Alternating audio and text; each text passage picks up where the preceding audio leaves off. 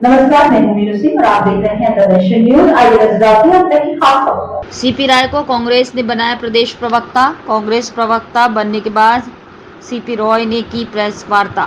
Press वार्ता में BJP पर जमकर बरसे प्रवेश प्रवक्ता। चीन हर रोज भारत की जमीन में घुस रहा है। महंगाई पर डॉक्टर सीपी राय ने बीजेपी को लिया आड़े हाथ। समूचे भारत का डॉक्टर सीपी राय ने गिनाया वोट प्रतिशत। संकट बहुत गंभीर है जिसके बारे में अभी मैं चर्चा करूंगा। मैं 3 साल से राजनीति में नहीं था, यद्यप बचपन से राजनीति में रहा हूँ, लेकिन 3 साल से राजनीति छोड़ के लिखने पढ़ने काम कर रहा था। आप लोगों के टीवी पर आता था, लेकिन एज पॉलिटिकल एनालिस्ट आता था राजनीतिक विशेषज्ञ के रूप में। बहुत सोचने के बाद मैंने कांग्रेस पार्टी ज्वाइन किया 8 जून को। मुझे लगा कि देश को संकट से अगर निकालना है तो कांग्रेस पार्टी में चाहे एक बूथ का हम काम करें, एक बूथ से खड़ा बनता है, एक बूथ से हम चाहे एक बूथ का काम करें, लेकिन कांग्रेस पार्टी को मजबूत करना बहुत जरूरी है।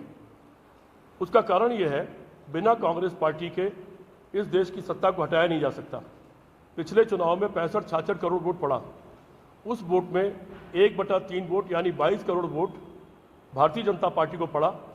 वो भी उस हालत में जब उन्होंने पुलवामा में 46 जवानों को की शहादत करा दिया, जिस पर हम लोग लगातार तब से ही सवाल उठा रहे हैं कि पुलवामा में जवानों की शहादत क्यों हुई, वो 300 किलो RDX कैसे आया, उन जवानों के मूवमेंट का पता किसी को कैसे चला कि वो किधर से निकल रहे हैं।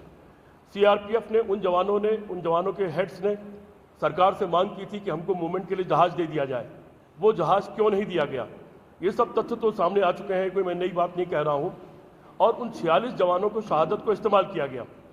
ये दुनिया के इतिहास में पहली बार ऐसा हुआ है, दुनिया के इतिहास में यह पहली बार ऐसा हुआ है कि जवानों की शहादत को राजनीति के लिए इस्तेमाल किया गया। उन 46 जवानों की तस्वीर मंच के पीछे लगा करके प्रधानमंत्री ने भाषण दिया और उनके नाम पर वोट मांगा। ये पूरी दुनिया में कभी किसी ने नहीं किया था। 1971 में इंदिरा गांधी ने पाकिस्तान देश के 2 टुकड़े कर दिए थे, बांग्लादेश बना था। यहीं की थर्ड पैरा, यहाँ की आगरा की थर्ड पैरा जो थी वो मूव कर गई थी पहले ही। आगरा के लोग जानते होंगे, जो पुराने लोग होंगे। और ये दुनिया के इतिहास में पहली बार ऐसा हुआ कि इतिहास और भूगोल दोनों बदल दिया।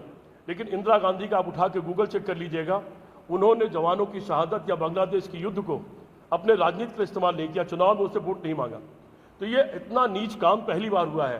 किसी ने नीच शब्द का इस्तेमाल किया था, मैं उस तरह नहीं कर रहा हूँ, मैं नीच काम के लिए बात कर रहा हूँ। दुनिया के इतिहास में पहली बार ऐसा नीच काम हुआ कि शहीदों का शहादत का इस्तेमाल किया गया। और उसके बावजूद कुल 22 करोड़ वोट भारतीय जनता पार्टी को मिला, 12 करोड़ वोट कांग्रेस पार्टी को मिला, 3-3.5 करोड़ वोट चंद्रबाबू नायडू को मिला, 3 करोड़ वोट करीब ममता बनर्जी इत्यादि इत्यादि, यानी 2/3 वोट अन्य दलों को मिला।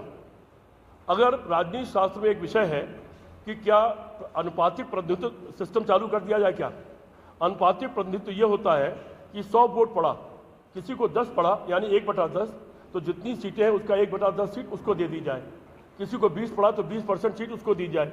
इसको कहा जाता है अनुपातिक प्रतिनिधित्व। अगर भारत में अनुपातिक प्रतिनिधित्व सिस्टम होता तो 1/3 का मतलब 543 का 1/3 MP केवल भाजपा के होते हैं, और 1/5 MP 543 के 1/5 का मतलब हुआ 105 के आसपास, 104-5 इतने MP कांग्रेस पार्टी के भी होते। और उस कंडीशन में 2/3 सांसद गैर भाजपा दलों के होते तो इनकी सरकार नहीं होती। 2/3 वोट अन्य लोगों को पड़ा है। इसका मतलब 12 करोड़ वोट लेकर के, पुलवामा के बावजूद 12 करोड़ वोट लेकर के कांग्रेस पार्टी नंबर 2 पायदान पर खड़ी है। कांग्रेस पार्टी को थोड़ा मजबूत अगर कर दे सब लोग मिलकर, सारे हमारे कार्यकर्ता नेता सब लोग एक ताकत से जुट जाए, तो उनको 22 करोड़ से नीचे लाने, 10-11 करोड़ 8 करोड़ लाने में देर नहीं लगेगी। इस 22 करोड़ को 22 करोड़ 25 करोड़ 32 करोड़ पहुंचाने में देर नहीं लगेगी।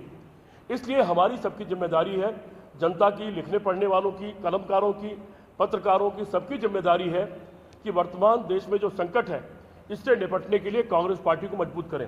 देश और दुनिया की तमाम छोटी बड़ी खबरों के साथ जुड़े रहने के लिए देखते रहिए द नेशन न्यूज।